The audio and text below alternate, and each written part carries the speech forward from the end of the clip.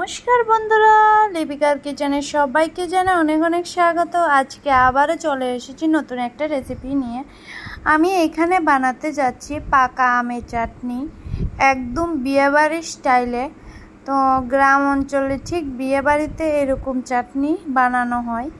তো আমার এই রেসিপিটা যদি ভালো লাগে তাহলে আমার চ্যানেলটিকে লাইক এবং সাবস্ক্রাইব করতে একদম ভুলবে না, এবং পাশে থাকা বেল আইকনটি প্লিজ ক্লিক করে থাকবেন, যাতে করে ভিডিও দেওয়ার সাথে সাথে নোটিফিকেশনটা আপনাদের কাছে পৌঁছে যেতে পারে। তো এখানে আমি কিছু কাজু বাদাম নিয়েছি, এটাকে ভিজিয়ে রেখেছিলাম। এখানে পাকা আম একটা নিয়েছি গোটা, এটা কেটে নিয়েছি ছোটো ছোটো সাইজ করে। তো কাজু বাদামগুলোকে ভালো করে বেটে নিয়েছি। তো এখন দিয়ে দেব সরিষার তেল, সামান্য একটু দিয়ে দেব কালো সর্ষে, হাত দিয়ে এভাবে ডলে তারপরে সর্ষেটা দিয়ে দেব। সর্ষেটা হালকা ভেজে নেব। এরপরে বেটে রাখা যে বাদামের পেস্টটা আছে এটা এর মধ্যে ঢেলে দেব।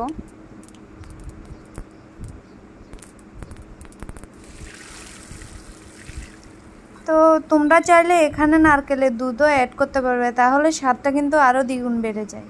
তো এখানে আমি নারকেল ইউজ করিনি, আমি শুধু বাদাম দিয়ে বানাচ্ছি। তো এইভাবে নাড়াচাড়া করে জালটা প্রথম বাড়িয়ে দেব, এরপরে রান্না করে নেব এটাকে। আস্তে আস্তে করে এটাকে শুকিয়ে নেব।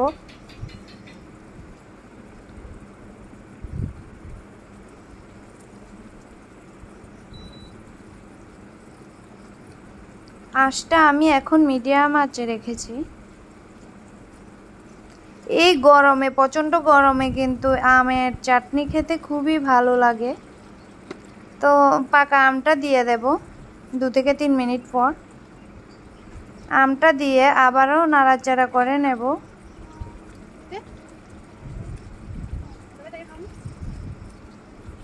জালটা কিন্তু মিডিয়াম আঁচে রাখতে হবে এখন, না হলে আমগুলি পুড়ে যেতে পারে। একটু ধৈর্য সহকারে রান্না করবেন।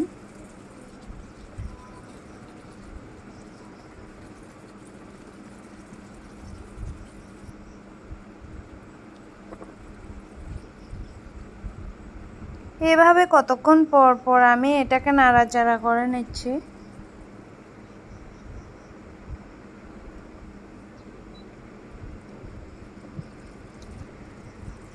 এখন এর মধ্যে দিয়ে দেব নুন পরিমাণ মতো, দিয়ে দেব সামান্য একটু হলুদ গুঁড়া, আর দিয়ে দেব সামান্য একটু জিরের গুঁড়া দিয়ে দেব। এখন এটাকে নাড়াচাড়া করে নেব।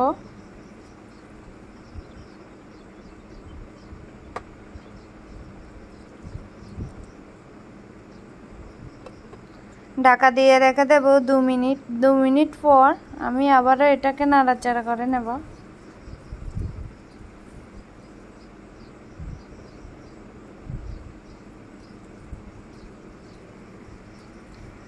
আবারও ঢাকা দিয়ে দিয়েছি,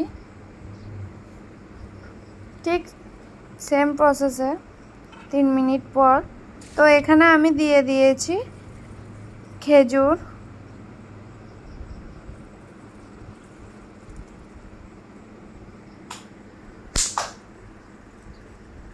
দিয়ে দেব সামান্য একটু চিনি, যে যার স্বাদ মতো এখানে চিনিটা অ্যাড করবে। তো আমটা এত বেশি মিষ্টি না, এজন্য চিনিটা একটু বেশি লাগছে।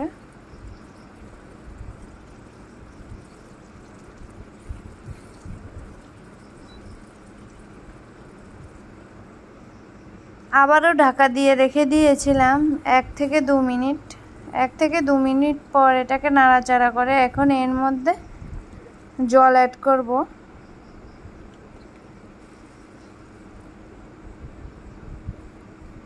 জলটা যাতে মাখা মাখা হয় এইভাবে। তো আবারও আমি ঢাকা দিয়ে এটাকে রান্না করে নেব। জালটা প্রথম অবস্থায় বাড়িয়ে দেব, এরপরে মিডিয়াম আঁচে রান্না করে নেব।